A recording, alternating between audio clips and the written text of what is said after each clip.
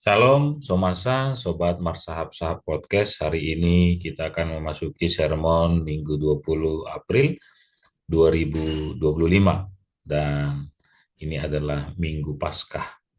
Sebelum kita memasuki nats firman Tuhan yang akan kita baca dan kita renungkan bersama, mari kita bersatu di dalam doa. Kita berdoa.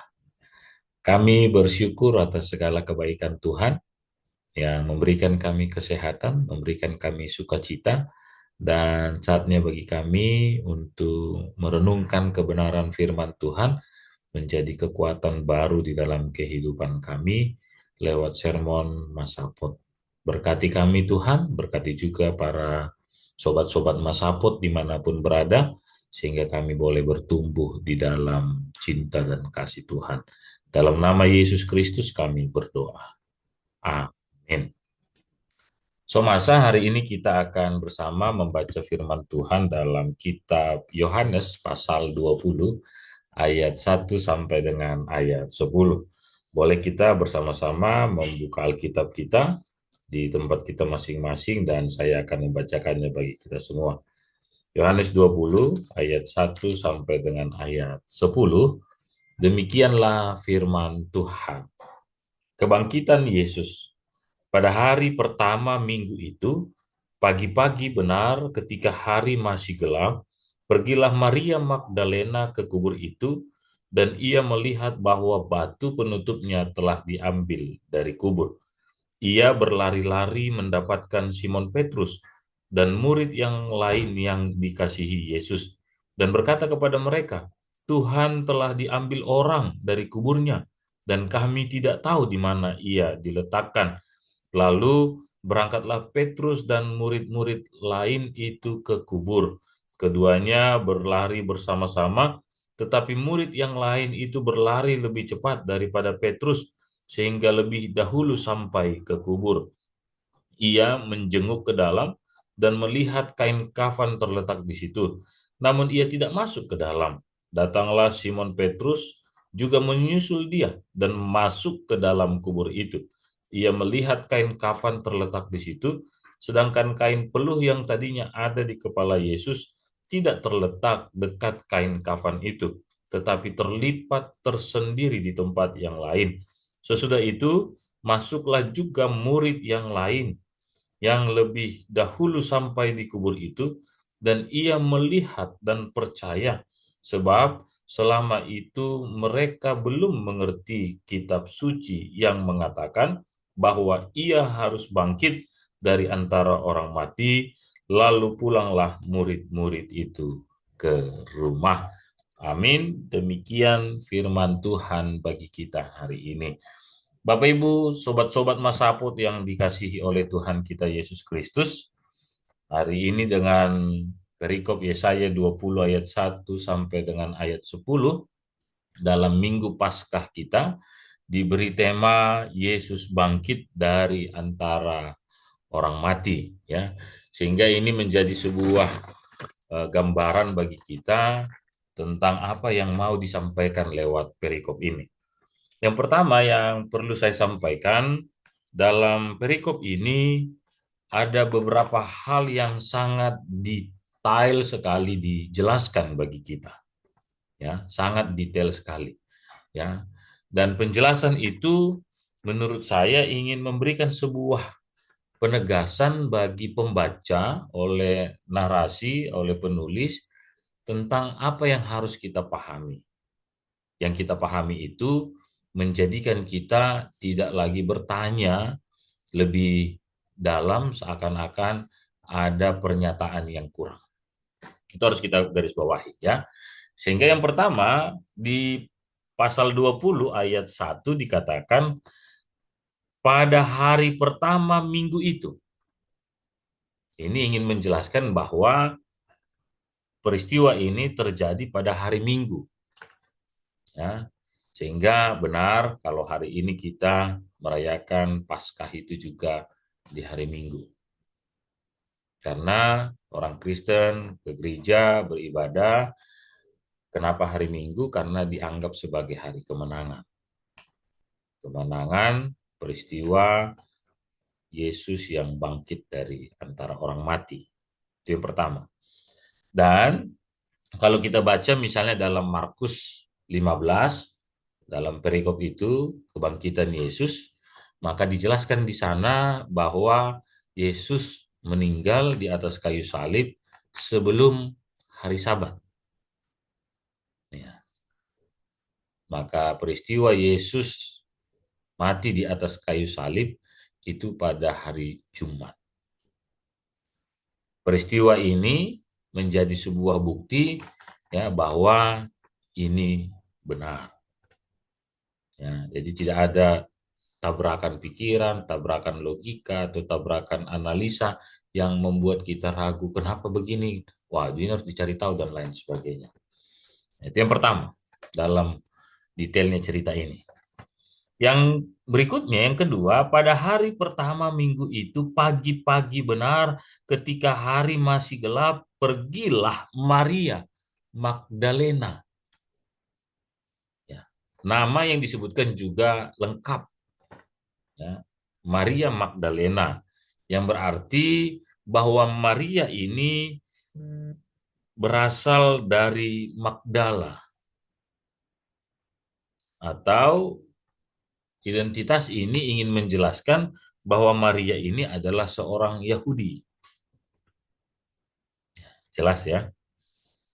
Dan dengan sebutan ini ingin menjelaskan kalau kita membaca dalam peristiwa-peristiwa sebelumnya, perjalanan pelayanan Yesus bersama dengan murid-muridnya, yang 12 orang itu, maka kita juga akan menjumpai ada kehadiran Maria Magdalena.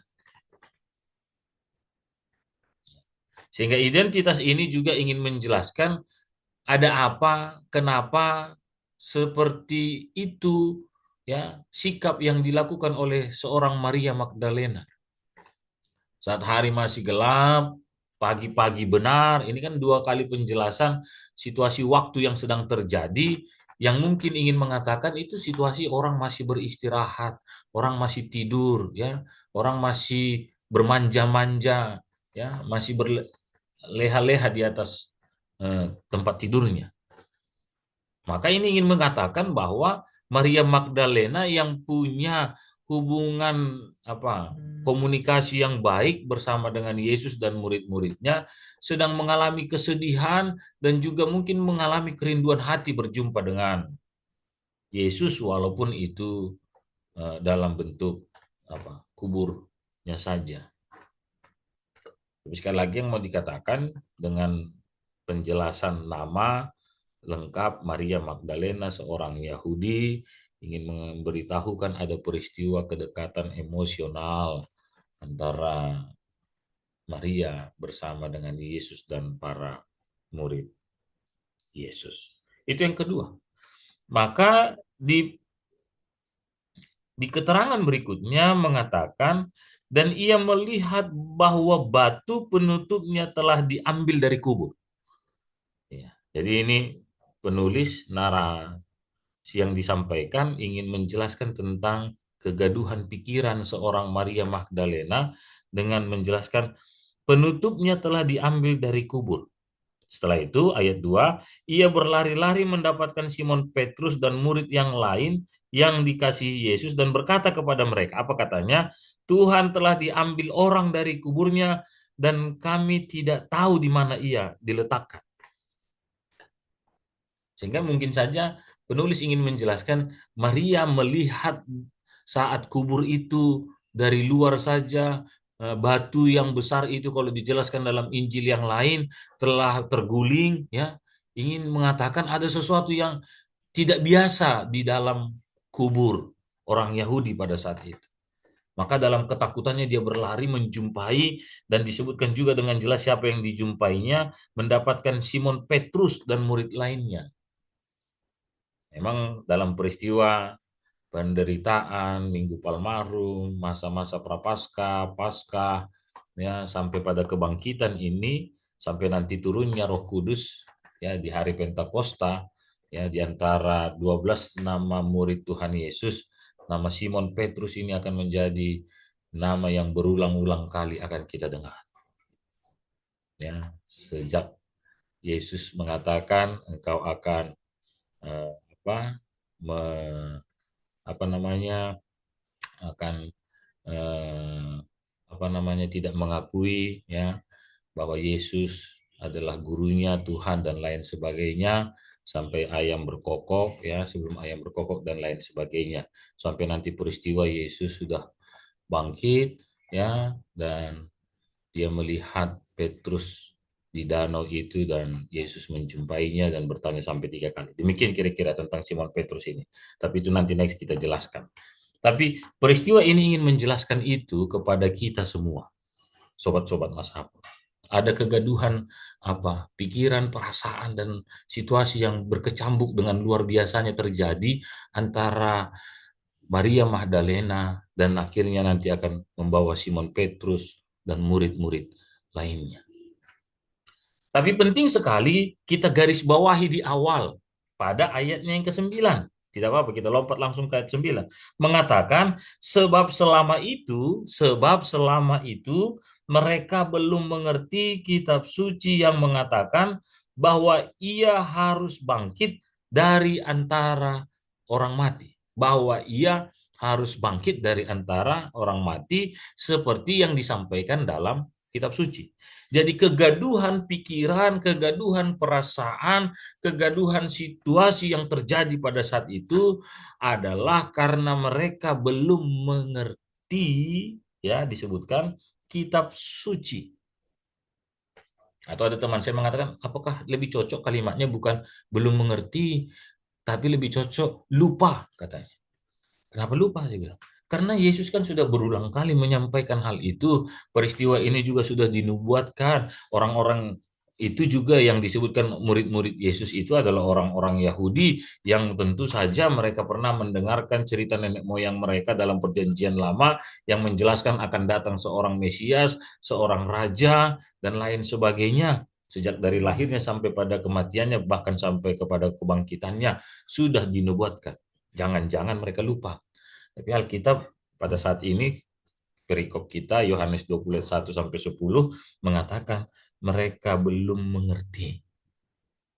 Jadi bisa saja belum mengerti karena kegaduhan pikiran tadi, belum mengerti karena rasa rindu tadi, belum mengerti karena rasa sedih tadi, ya Maria yang sedih melihat Yesus mati di atas kayu salib, murid-murid yang sedih, yang galau karena mereka berpikir, beberapa di antara mereka berpikir Yesus akan tampil sebagai seorang pimpinan perang, sebagai komandan perang untuk mengalahkan kekuasaan-kekuasaan Romawi dan lain sebagainya, tetapi tiba-tiba berubah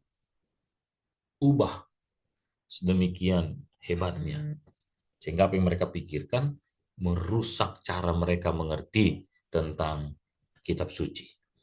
Maka sobat-sobat Masapot, nah, sobat-sobat Masapot, maka kita harus menggarisbawahkannya pada ayat 9 tadi, ya. Segala sesuatunya karena kegaduhan cara berpikir itu, kegaduhan perasaan itu, kegaduhan situasi yang terjadi pada saat itu adalah karena ketidakmengertian mereka pada kitab suci, ya. Itu dia. Sehingga memang situasi itu terus berlanjut dan berkutat di sana. Ya, jadi Maria yang mengalami ketakutan, kebingungan, kerisauan tadi menjadi efek yang terjadi kepada Petrus, Simon Petrus, menjadi efek juga yang terjadi kepada murid-murid lainnya. Dan itu diceritakan secara detail dalam peristiwa-peristiwa berikutnya. Apa peristiwa berikutnya? Pada ayat-ayat berikutnya dikatakan, lalu berangkatlah Petrus dan murid yang lain itu ke kubur, keduanya berlari bersama-sama, berlari bersama-sama. Tidak ada ketenangan yang terjadi dalam peristiwa ini. Ya, ketidaktenangan itu semua kembali karena ketidakmengertian pada kitab suci, ya.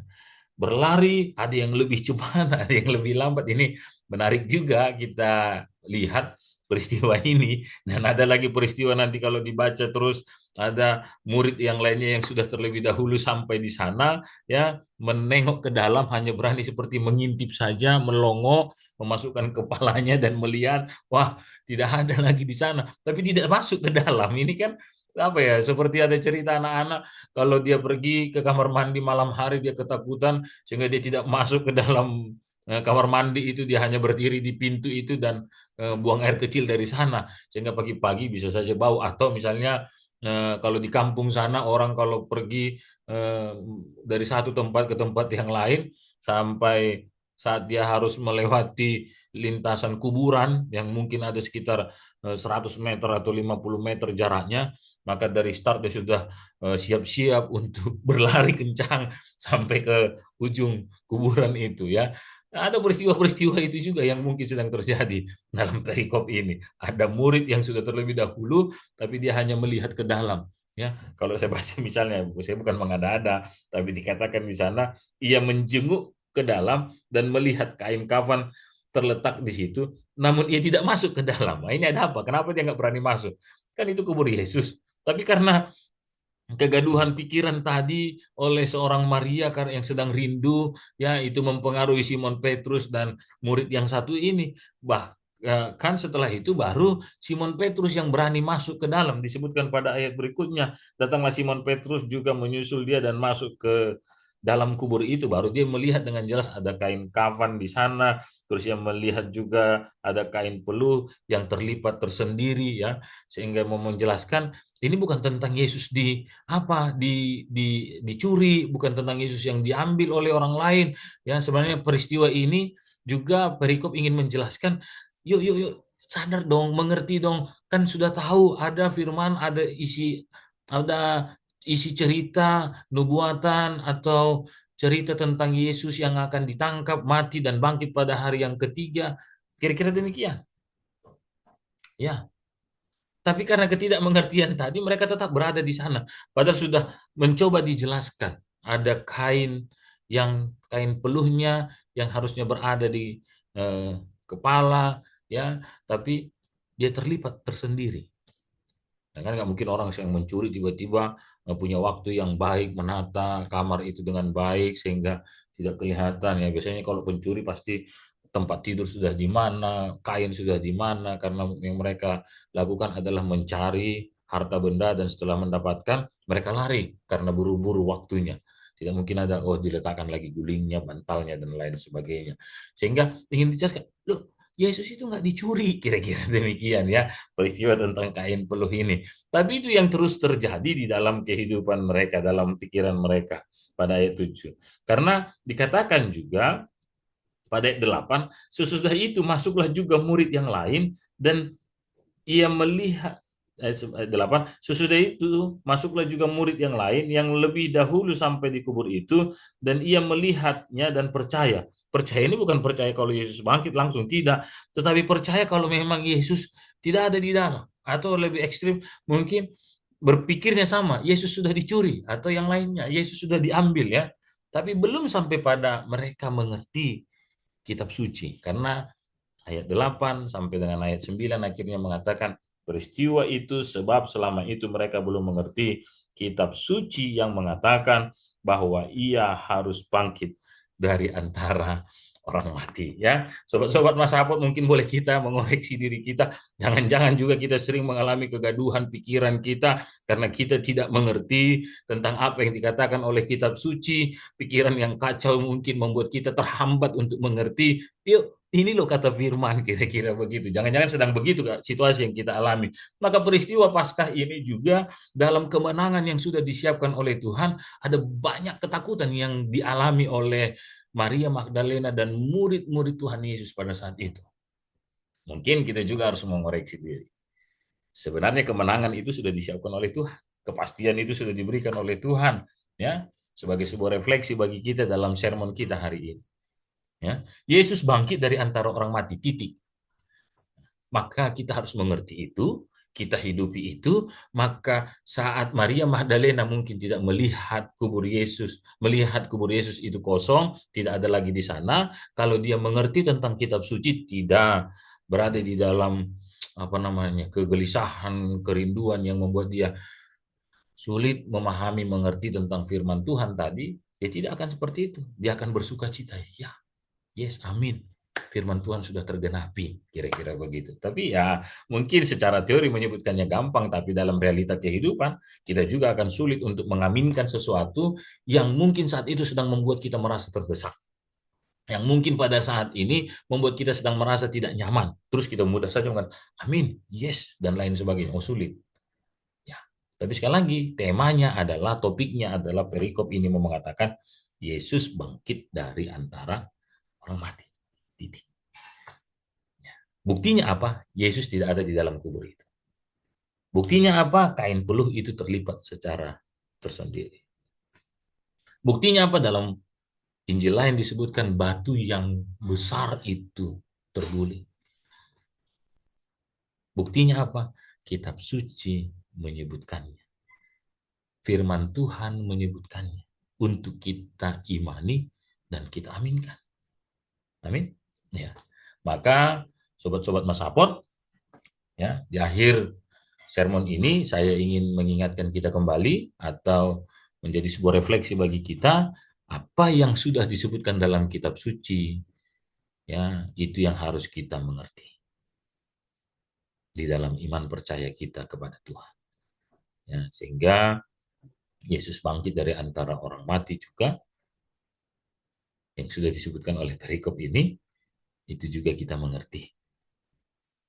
Kalau kita juga akan mengalami kebangkitan. Karena Yesus berkata, Ia telah menyediakan tempat bagi kita. Amin. Kita percaya di hari Paskah ini Yesus bangkit dari antara orang mati, sumber kemenangan itu sudah menjadi milik kita, maka imani dan aminkan.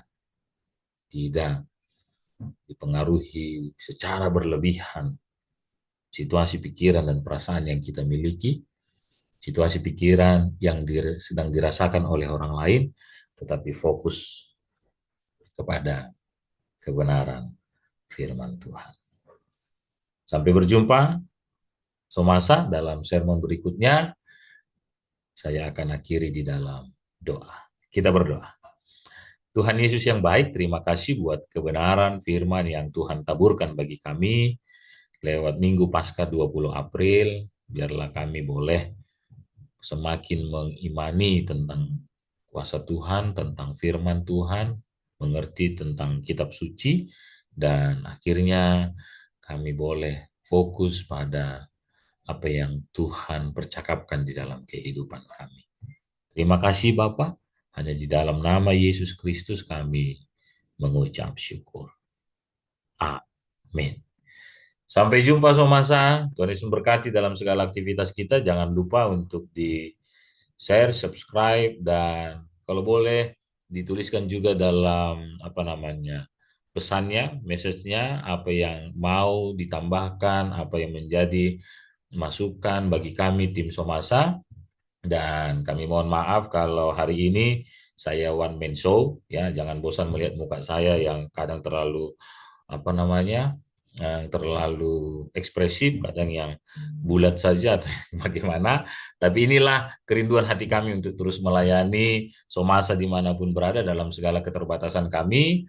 Ya, kebetulan pada minggu-minggu ini ada begitu banyak kesibukan teman-teman dalam mempersiapkan persiapan Paskah dari Kamis Putih, Jumat Agung, ya, dan Minggu Paskah dan Paskah tuntunan, Paskah kedua kalau di KKPS. Sehingga itu yang menjadi tidak mengurangi sukacita kita kalau hari ini saya tampil one man show. Sampai jumpa, ketemu kembali di sermon-sermon berikutnya.